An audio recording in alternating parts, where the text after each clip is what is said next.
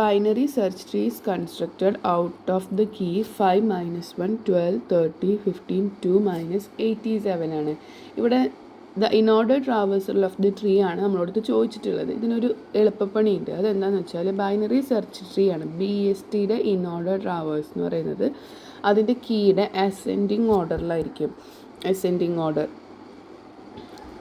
അപ്പോൾ നമ്മൾ ഇതിനെ അസെൻഡിങ് ഓർഡറിൽ, അതായത് ചെറുതിൽ നിന്ന് വലുതിലോട്ട് നോക്കുകയാണെന്നുണ്ടെങ്കിൽ അങ്ങനെ വരുന്നൊരു ഓപ്ഷൻ C ആണ്. ഇനി നമുക്ക് വിശദമായിട്ട് നോക്കാം. ആദ്യം നമ്മളൊരു ബൈനറി സെർച്ച് ട്രീ ഉണ്ടാക്കണം.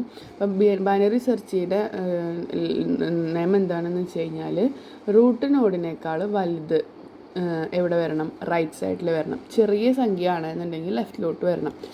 തന്നിരിക്കുന്ന അതേ ഒരു ഓർഡറിൽ തന്നെ ബൈനറി സെർച്ച് ട്രീ ക്രിയേറ്റ് ചെയ്ത് കഴിഞ്ഞാൽ ഫസ്റ്റ് റൂട്ട് നോഡ് വരെ 5 ആണ്, പിന്നെ വന്നത് -1. അപ്പോൾ അത് ലെഫ്റ്റിലോട്ട് പോകും, ചെറുതാണല്ലോ. പിന്നെ 12 അത് റൈറ്റിലോട്ട് പോകും, വലുതാണ്.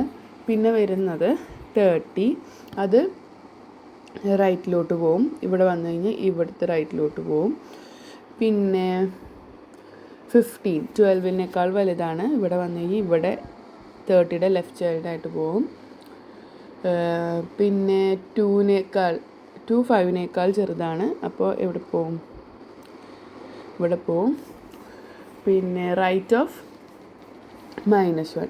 ഇനി -87 5-നേക്കാൾ ചെറുതാണ്, -1-നേക്കാൾ ചെറുതാണ്, ഇതിനേക്കാളും ചെറുതാണ്.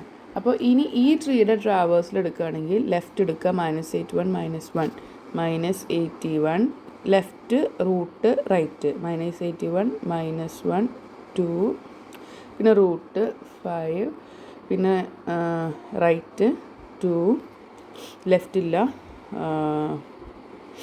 പിന്നെ റൈറ്റിലോട്ട് പോയി, പിന്നെ എന്ത് ചെയ്തു?